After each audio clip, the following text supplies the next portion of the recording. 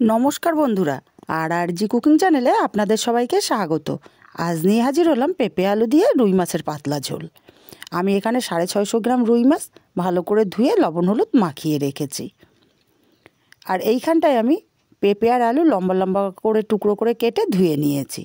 এখন उनुने कड़ाई बसिए गरम करे तेल दिए दिচ্ছি। तेलटा गरम करे दिए देबो एकटु लबण।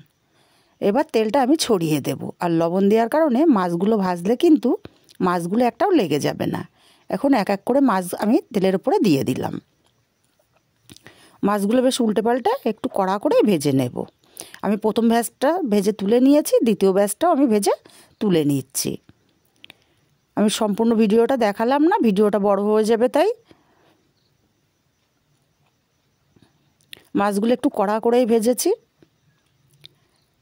মাছগুলো তুলে নিয়ে এই তেলে আমি রান্নাটা করব। ফোড়নে দিয়ে দেব কালো জিরে হাফ চামচ, দিয়ে কেটে রাখা পেঁপে আলুগুলো দিয়ে দেব। মিনিট 5 টাইম নিয়ে আমি পেঁপে আলুগুলো ভেজে নেব।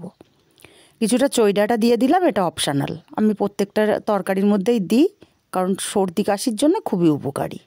মিনিট 5 টাইম নিয়ে আমি পেঁপে আলুটা ভেজে নিয়েছি। এখন এখানে দিয়ে দিচ্ছি আদা আর কাঁচা লঙ্কা বাটা, দিয়ে দেব স্বাদ মতো লবণ, পরিমাণ মতো হলুদ।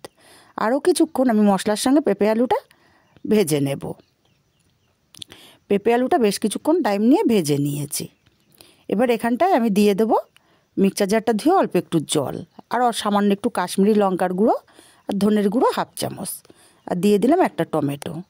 আর কিছুটা টাইম নিয়ে আমি সবজিটা কষিয়ে নেব। সবজিটা খুব ভালো করে কষিয়ে নিয়ে পরিমাণ মতো জল দিয়ে দিচ্ছি। যেহেতু পাতলা ঝোল হবে তাই একটু জলটা বেশিই দিচ্ছি। এবার নেড়ে চেড়ে আমি ফুটতে দেব। তরকারিটা ফুটে গেছে, নেড়ে চেড়ে দেবো একটু, দিয়ে চেক করে নেব পেঁপে আলুটা সেদ্ধ হলো কিনা। হ্যাঁ, পারফেক্টভাবে সেদ্ধ হয়ে গেছে। এখন এখানে আমি একে একে মাছগুলো দিয়ে দেব।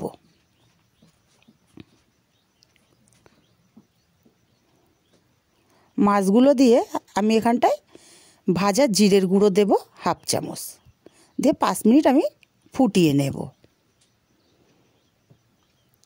5 মিনিট ফুটিয়ে নিয়েছি। তরকারিটা আমার পারফেক্টভাবে রেডি হয়ে গেছে। নেড়ে চেড়ে নিয়ে আমি উপর থেকে একটু ধনেপাতা কুচি ছড়িয়ে দেব। ধনেপাতা কুচিটা ছড়িয়ে দিয়ে নেড়ে চেড়ে মিশিয়ে আমি নামিয়ে নেব।